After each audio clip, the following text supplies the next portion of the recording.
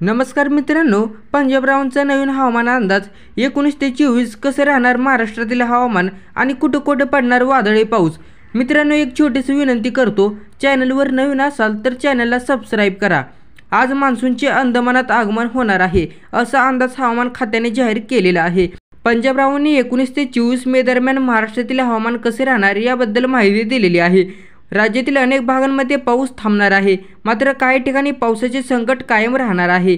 या कालावधीत पश्चिम महाराष्ट्र आणि कोकणात तुरळक ठिकाणी पाऊस पडणार असा अंदाज पंजाबरावांनी दिलेला आहे। सातारा, सांगली, कोल्हापूर, पुणे, नाशिक या भागात 24 तारखेपर्यंत विखुरलेल्या स्वरूपाच्या पावसाची शक्यता आहे। म्हणजेच सर्वदूर पाऊस पडणार नाही, तर भाग बदलत तुरळक ठिकाणी अगदी विखुरलेल्या स्वरूपाचा पाऊस पडणार आहे। तर दुसरीकडे 23 मेच्या सुमारास बंगालच्या उपसागरात एक चक्रीवादळ तयार होणार असा अंदाज त्यांनी दिलेला आहे। हे चक्रीवादळ बंगालच्या कडे रवाना होणार आहे, मात्र याचा प्रभाव आपल्याला महाराष्ट्रावर पाहायला मिळू शकतो। या वादळामुळे राज्यातील काही भागात 27 मेच्या सुमारास तुरळक ठिकाणी पाऊस पडण्याची शक्यता आहे। पंजाबरावांनी अशी माहिती व्यक्त करण्यात आलेली आहे। एकंदरीतच आता राज्यातील मराठवाडा आणि विदर्भ भागात हवामान कोरडे राहण्याची शक्यता आहे।